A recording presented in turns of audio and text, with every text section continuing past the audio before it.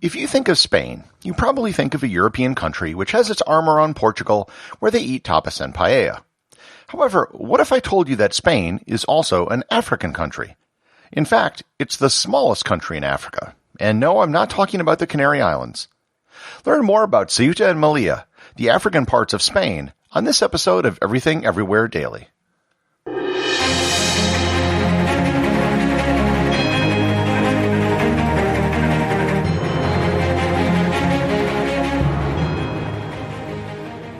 This episode is sponsored by the Tourist Office of Spain. While it's easy to think of Spain as the country which sits on the Iberian Peninsula, it's important to remember that Spain is actually more than that. Whether it's the Canary Islands in the Atlantic Ocean, the Balearic Islands in the Mediterranean Sea, Ceuta and Melilla on the continent of Africa, or the tiny exclave of Yvia, totally surrounded by France, there is more to Spain than what you first see on the map. You can start researching your dream trip to Spain today by visiting Spain.info, where you can get everything you need to plan your Spanish adventure.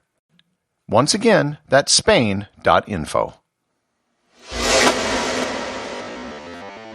When I say that there are parts of Spain in Africa, I'm not trying to be tricky and play with words. I'm not saying that Spain used to have colonies in Africa, although that's true. I'm also not trying to define the Canary Islands, which are a part of Spain off the coast of Africa, as being in Africa. I mean, in the most literal sense possible, that part of Spain is in Africa. There are two very small Spanish cities located on the peninsula, which are on the African mainland, bordering Morocco.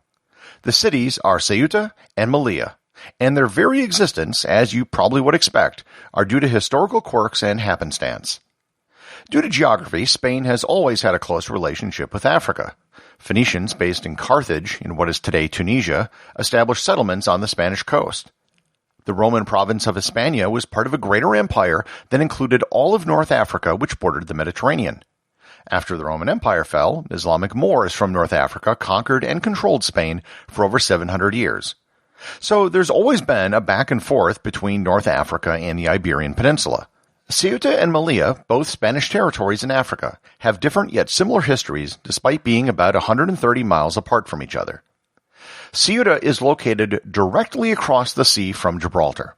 So if you ever want to stump someone, ask them what country lies directly south of Gibraltar and what country lies north of Gibraltar. The answer is the same. Spain is on both ends. Ceuta makes the counterpart to Gibraltar for the Pillars of Hercules, which were the ancient names of the two promontories which guarded the Strait of Gibraltar. As with most everything in the region, it has an ancient history. Carthage, Mauritania, and Numidians all controlled the area before the Romans. The Umayyad Caliphate controlled it for centuries. When the Caliphate of Cordoba fell in 1031, it was then passed between various North African kingdoms with support from various kingdoms in the Iberian Peninsula. Ceuta came under European control on August 21, 1415, when King John I of Portugal launched a surprise invasion of the city. Ceuta served as a trading outpost for goods that came from inland Africa, as well as served as a base to help control much of northern Morocco. This Portuguese history is why the flag of Ceuta is almost identical to the flag for the city of Lisbon, save for the coat of arms. From 1580 to 1640, Spain and Portugal were united during the Iberian Union. During this period, the city attracted more people from Spain than from Portugal due to its close proximity to Spain. When Portugal regained its independence in 1640, Ceuta was the only part of Portugal whose loyalties were on the side of Spain. In 1668, Portugal formally ceded the territory to Spain in the Treaty of Lisbon. In 1694, Morocco laid siege to Ceuta, which began the longest siege in world history. The siege wasn't lifted until 1727, 33 years after it began. During the siege, the Spanish abandoned the city due to the plague, and the Moroccans then took it over, only to abandon it themselves a few months later when war broke out over succession to the Moroccan throne. The entire siege ended up being a colossal waste of 30 years and resources. The history of Melilla is slightly different. It isn't located in such a strategic position as Ceuta. Like Ceuta, it was controlled by all the ancient civilizations in the region at one point or another. It came under Spanish control in 1497, and the invasion wasn't really much of an invasion. The city had all but been abandoned by the Islamic rulers in the region, so they were able to take it without firing a shot. As with Ceuta, the Moroccans made attempts at taking the city, but it was never quite as high a priority. Given its proximity to Algeria, Melilla actually had a small trade war with France, who controlled Algeria in the early 20th century.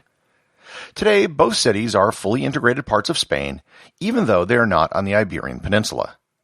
They each have similar populations. Both Ceuta and Melilla have about 85,000 people.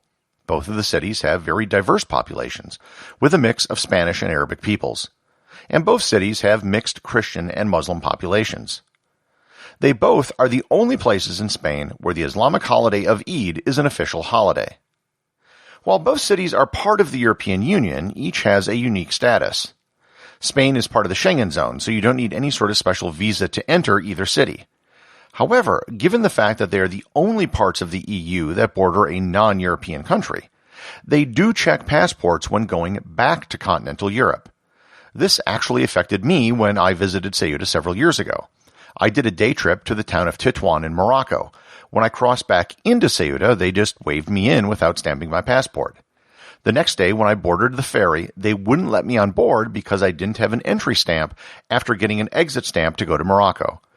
So I had to take a taxi all the way back to the border to get my stamp, and then all the way back to the port to get the ferry. The official language in both cities is Spanish, of course, but you will hear Arabic and Berber spoken in both cities as well. Most Arabic speakers will also speak Spanish, but the opposite is not necessarily the case. Both cities are also pretty easy to visit. Not quite as easy as the rest of Spain, as they're not connected to the rest of the country by road, but still not that hard. Both cities have regular ferry service from mainland Spain. The ferry to Ceuta goes from Algeciras, and the ferry to Melilla leaves from Malaga and Almeria. I should note that Ceuta and Melilla are not the only parts of Spain and Africa. Peñón de Vélez de la Gomera is really just a tiny island with a sand spit connecting it to Morocco. The border here is only 80 meters wide, making it the shortest segment of an international border in the entire world. No one really lives there other than some temporary military personnel who are just there to establish a presence. Beyond these three places, which have an actual physical border with Morocco, there are also 8 tiny uninhabited islands that are just off the coast of Morocco, which is part of Spain as well. Collectively, they are known as the Plazas de Soberanía.